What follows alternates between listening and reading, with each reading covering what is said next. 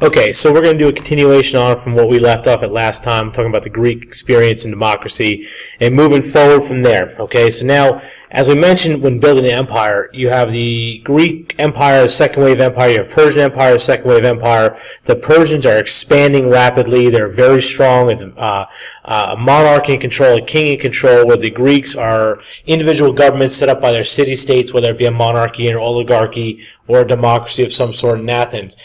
But when we look at the Greco-Persian War and the expansion and why it happens, it's really going to focus on this section right here, Ionia. All right, that's the section that we're worried about. Remember from the last set of notes, the Greeks had trouble with food production simply because of the issues where you have rough, rugged terrain. They had soil erosion. You had deforestation going on. And they just need food. So Greeks are emigrating. So when you look at the conflict between the Greeks and the Persians, and this is really going to be the first time the Greeks unify against a common enemy, it's really because of emigrating to Ionia for food production and expansion of some strong states. The Persians wanted control of that land. That sits on what was called Anatolia, which is modern-day Turkey, and the Persians wanted control of that. They were expanding their empire. They were trying to move into the Mediterranean area, and this is an area they definitely needed. So that's really the first reason. Second thing is, when this first war happens and the Persians are looking to invade, we're not going to look at the major battles of the Greco-Persian wars, but you know about them. The Battle of Thermopylae, where the supposed 300 Spartans were able to hold off the Persians at Thermopylae Pass. The issue with Marathon, the Battle of Marathon, where, the issue where the battle happens and the Greeks win, they're able to haul off the Persians, yet the Persians are still looking to advance, and Phidippides runs the 26.2 miles from Marathon to Athens, and his myth talks about, we'll talk about myths in the next set of notes, but look at the myth of Phidippides, that he gets into Athens, he proclaims victory for the Greeks, and then dies on the spot. This is all part of the myth and part of the legend, but it was a true reflection of the Greeks defeating the Persians in their movement into the Mediterranean. So they're able to hold them off for both wars. And that's really the significance, that the Persians and the Persian Empire will not be as strong as it had been because the Greeks had defeated them. So what's the lasting impact? Because that's really more important than what the actual war is. Okay? So let's look at the lasting impacts. The first thing, it creates what is called an east-west divide that still exists today. If you look at Eurasia, Europe and Asia together as one continent, you have this axis across our world that goes in an east and west pattern. And when you look at earlier parts of Neolithic Revolution, why certain crops were able to grow, and we look at the domestication of animals, understand, folks, there are 16 types of animals that are out there in the world that have been domesticated for farming, and 15 of them were in Eurasia. Okay? But what's going to start to happen is this divide between what is Western civilization and what is Eastern civilization that we even still have today. With Western civilization, it's, what was old Western Europe and now the United States versus what is the Middle East and the Far East, China and Japan. It's a major divide. And even if you look at it, the Greeks represent a symbolism for modern day, the Western civilization and Christianity versus the Eastern mentality of the Persian Empire and their civilization of Islam that will come into that same area eventually. And there's still that great divide that still exists today that we'll continue to look at as we get into even lasting issues, more issues that close to the modern world.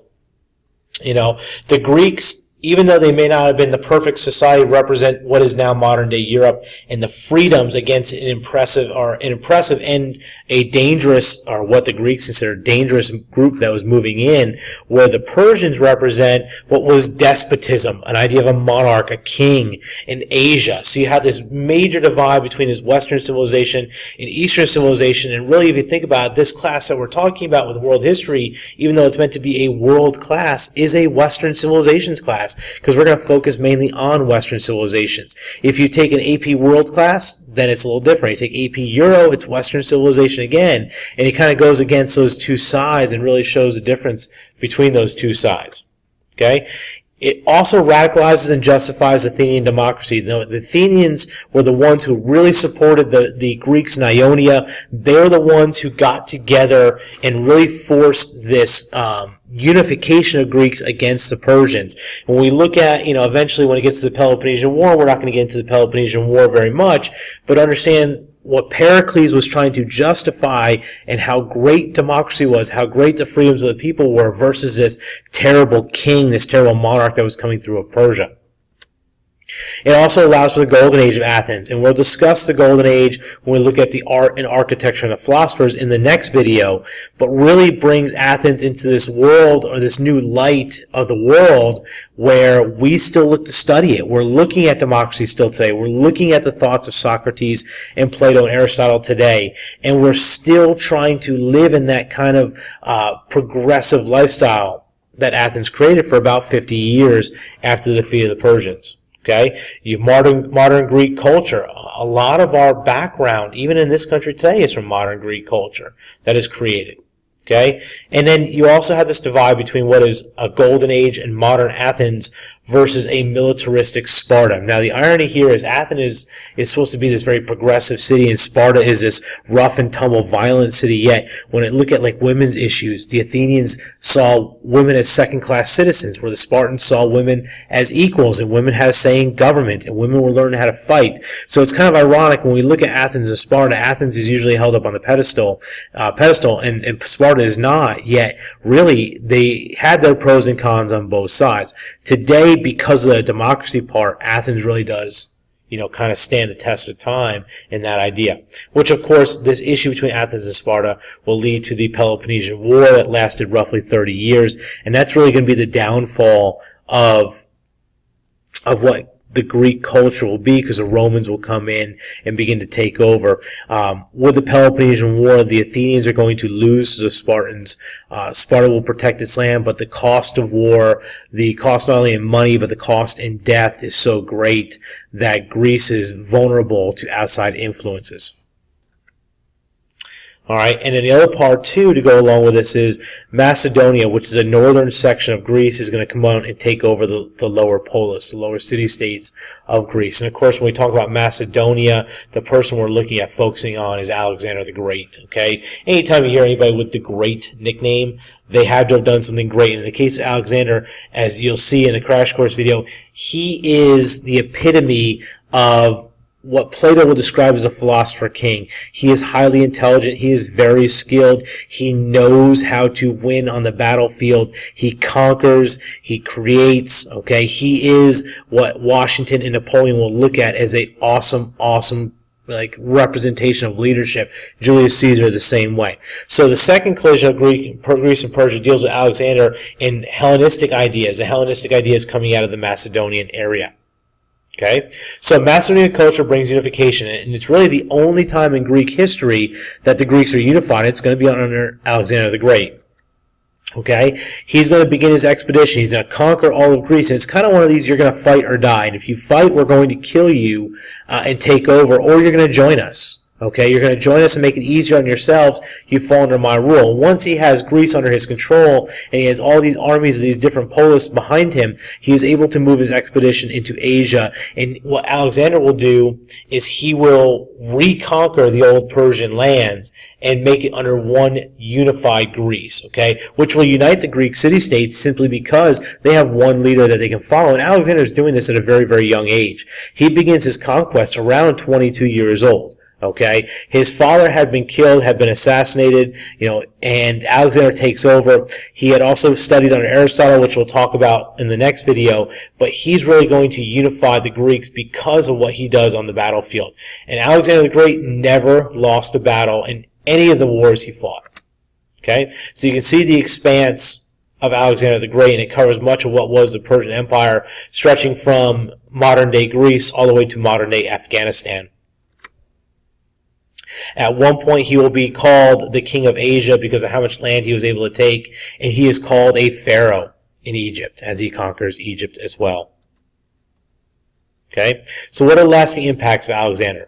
First, Greek culture spreads. You know, you have this Hellenistic period, even though obviously it lasts for almost 300 years and Alexander's not around that long, this Hellenistic period is really going to bring Greek culture everywhere.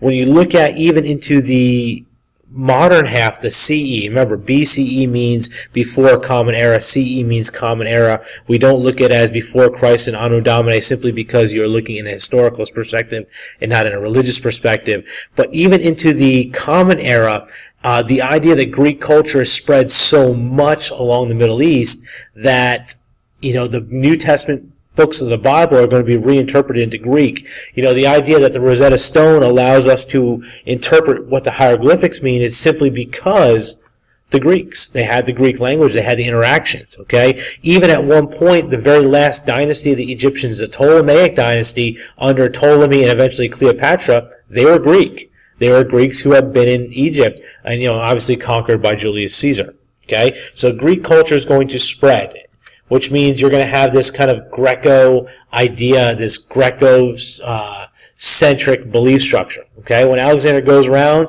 he is going to build cities, and in these cities, he's going to name them all Alexandria, after himself, of course.